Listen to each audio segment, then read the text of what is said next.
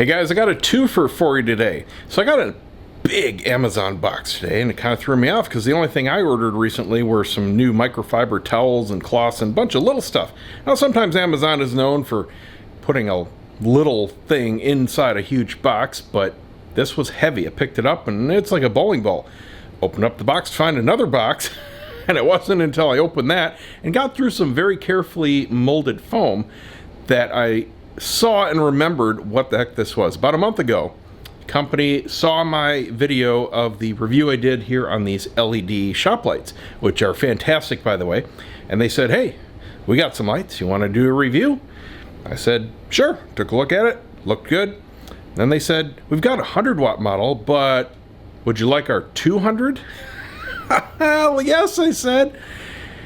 Forgot about it. Took a while to get here. It's here. Whew. This thing is huge. It's mostly heatsink. It's thick. I mean thin, but it's heavy. The thickness that you see is just all aluminum heatsink. The actual LEDs are, I mean, they're big chips, but not that much area. So we got a hook, and it's direct wire. There's no switch or any kind of control unit on it. You have to wire it in direct to a switch source. So I'm gonna run down to Home Depot, get some wiring supplies, and we'll test this out. This is meant to be in a shop, obviously, and hung. I wish they had some kind of option for a wall mount, but you know, I'm sure I can fab something up. Not exactly sure where I'm gonna put it. I might just add it here to the garage. This is 200 watts. All of my LED strip lights in here now are only 160, and they're really bright. I may put this out in my gazebo because it is covered up where I can put lights. It would be completely out of the weather. This is meant for indoor only. It's not weatherproof in the slightest, so you can't get it wet. But that's an option. It depends on how bright it is. This might be too bright to use out there for filming and just might, you know, blind the neighbors. I don't know. I got to see it. But I'm really excited to see how this looks, and we'll take a look at it here in the garage at least. And now an update for the ceramic coating. Now, if you haven't seen my video yet on the ceramic coating, do yourself a favor and go check it out. This stuff is just fantastic. I couldn't be happier with the results. But if you notice in the video, I said one thing that was pretty different from, say, a freshly waxed bike was it didn't have that wet ice, super slick feel where, you know, I didn't think you could toss a rag and it just would slide right over the tank or right over the hood of your car, that kind of thing. And that's what a really, really good wax does. But, now it's been a couple days and there is a curing process where the solvents have to evaporate. And after the first 24 hours, the company says up to 90% of them have been evaporated. Depends on your conditions. It's very humid here. It's been a couple days, and oh, what a difference. Now we do have that slick as ice. It's even more glossy than it was. It just had that slight haze to it before. I mean, it was gorgeous, as you saw in the video if you saw it, but it's even better now. I mean, now it's just top notch. And okay, that was a little too hard. Doesn't really prove my point. Try it again here, nice and gentle. Trying to hold the camera and look at the camera and throw the rag and look at where I'm throwing it. So you get the idea. Get out of here, fly. Not even close to sticking. We now have that super slick wet ice effect. Totally happy. Love the stuff. Look at that. That's just beautiful. And we've got the hard candy shell. Extra protection against scratches. Doesn't prevent scratches. I never said that. There were some people that tried to say I did. Nope. Extra protection. Minor scratches, minor rock dings. Helps protect against that. Beautiful. All right, let's get this light wired up. All wired up. I just have it temporarily up here right now with a carabiner and a big zip tie. It's more than enough.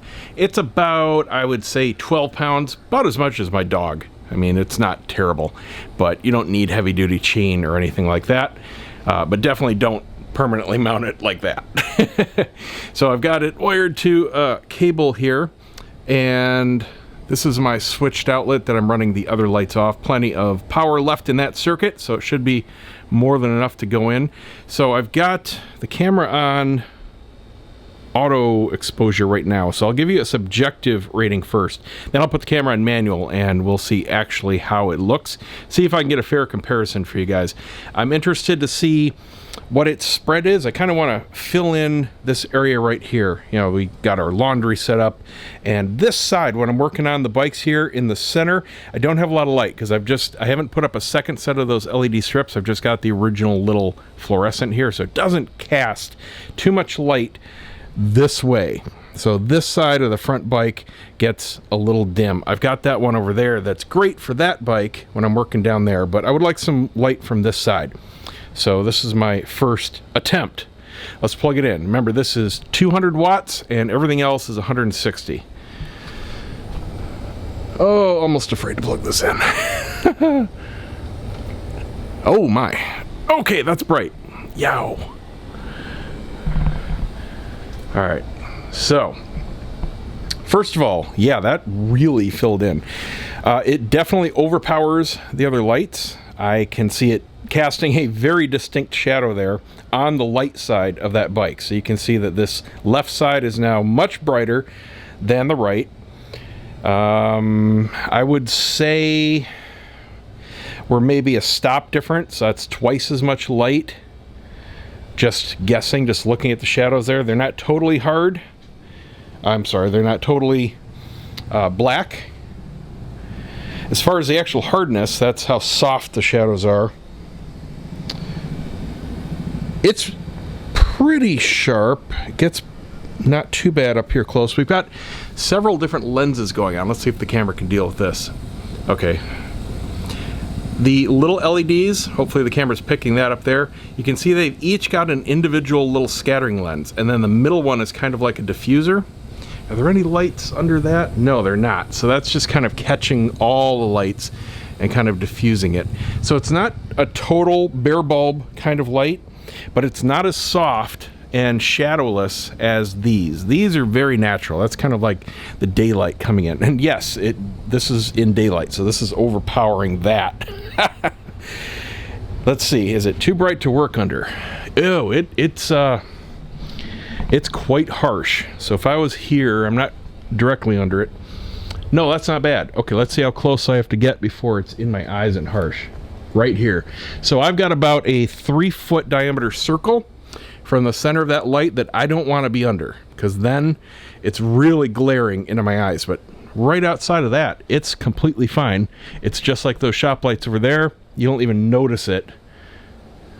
Yeah, so basically you have to be directly underneath it. That's no problem whatsoever. Is it getting warm yet? Not really. Can't feel any heat radiating off of it. It's very hot out today. We're about 95 degrees. It's storming. About 100% humidity right now. It just rained a little bit. And it's not throwing off any heat. So compared to fluorescence there, you can see it's much, much brighter.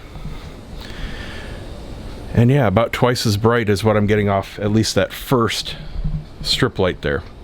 So let me put the camera on manual mode. I will I'll expose for the new light, and then you can see how dim these look in comparison, so you get a clear idea. So that's what it looks like in real life to my eyes. I can see all the individual lenses. It's not just a complete whiteout to my eyes, and you can see those are quite dim on the camera there. Now, to my naked eye, everything looks about even, but I can see from the light it's casting and the shadows it's casting how much difference there is. So I would definitely believe it's throwing off 200 watts.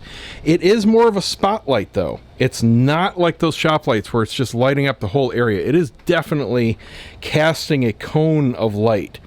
There's a dramatic fall off just at the back of the bike there. So I mean, really, this is only about 7 feet off the ground, and it's casting a circle about, I'd say 8 feet.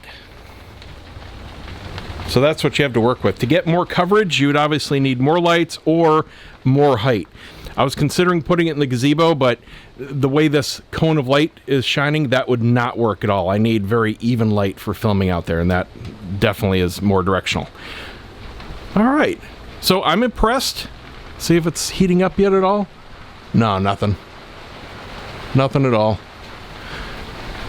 Good quality unit, does what it says it's going to do, and it's very inexpensive. I will put a link in my store below if you're interested in it. Obviously, it's a fairly specialized product, but I think those of you with taller ceilings than me might get a real use out of it. That's it, guys. See you next time.